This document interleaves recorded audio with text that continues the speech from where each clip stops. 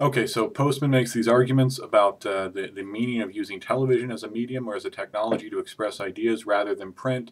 And so again, so far we've talked about basically just in general what his ideas are about what the way that the medium is, as he puts it, a metaphor, or the way that that a medium sort of controls what you can actually say, at least to some extent. Okay, so the main difference that he's interested in is the difference between a print medium or a print culture and television as a medium, a sort of a sort of televised or visual culture. Okay, so chapter 3, he talks a lot about the evidence that there was widespread literacy, a lot of reading in colonial America. So he's basically trying to show, okay, there has been a significant change in America before sometime in the 20th century was basically a typographical culture, as he puts it, a literate culture, a culture where ideas, especially public discourse, was mainly dominated by, and most ideas were mainly expressed in print writing. Okay, and he gives the example of the Lincoln-Douglas debates at the beginning of chapter 4 as an example of what he's talking about. I mean, sometimes they would go on talking for 5, 6, 7 hours, and we have records of these. We have records of what they were actually saying. And as he points out, the sentence structure is often very complex. It's hard to believe not only that people would sit there and listen for hours at a time, but that they could follow this sort of very intricate sentence structure as well as very detailed, elaborate argumentation. Okay, so it shows that. And again, these were not speeches at universities. These were sort of public debates that all sorts of people would come to and listen to. So it shows something about how literate, how much they must have been reading, that they were able to understand this kind of speech. Okay, so Postman then in chapter 4 basically talks about, it basically gives 3 characteristics of the printed word. This is sort of page 49 to page 51. I hate to be so specific. You should be finding this out for yourself. But so the first thing is it has content. As he puts it, words are always trying to express an actual meaning.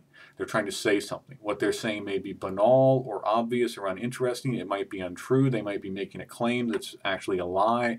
But there's always content in words. Words are trying to say something. He'll say, images are different. Pictures are not necessarily trying to say anything. It's just a picture of something. You can kind of interpret it, but it doesn't have, pictures don't necessarily have content the way that words do. If I say words have meaning and pictures don't, it's clear what I'm actually saying. It's clear that there's a content or a meaning to my statement in a way that if I hold up a picture of a rose or an eagle or whatever, it's not clear what the meaning is there. Okay, so printed words have content, they have meaning. Also, printed language is serious, as he puts it. In other words, it's trying to communicate this meaning, and you have to use reason to try to understand what the person is saying, and it becomes more difficult or serious because, as he puts it, you don't know, the writer might be lying, the writer may be illogical, they may be making contradictory statements, so you have to pay attention to what is actually being said, to track what's being said. Is this meaningful? Is the person being consistent? Are they making claims that are hard to believe? Are they being illogical, or are they engaging in logical fallacies and so on? So it's serious in the sense that you really have to focus your mind. And then the third point is rational. So you have to focus your mind. What part of your mind? The rational part.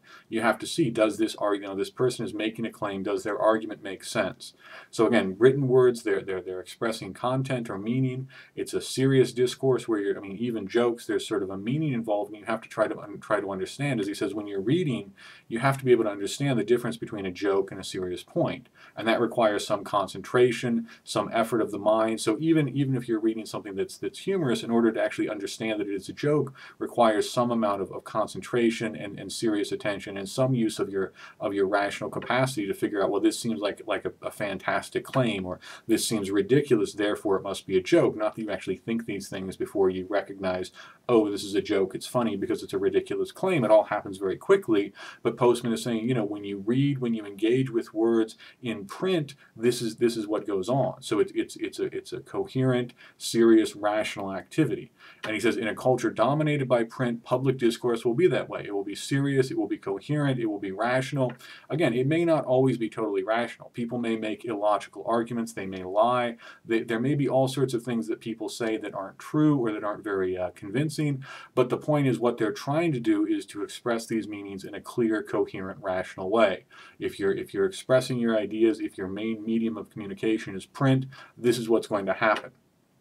Okay, as he puts it on page 52, it is not difficult to demonstrate that in the 18th and 19th centuries, American public discourse, being rooted in the bias of the printed word, was serious, inclined toward rational argumentation and persuasion, and therefore made up of meaningful content.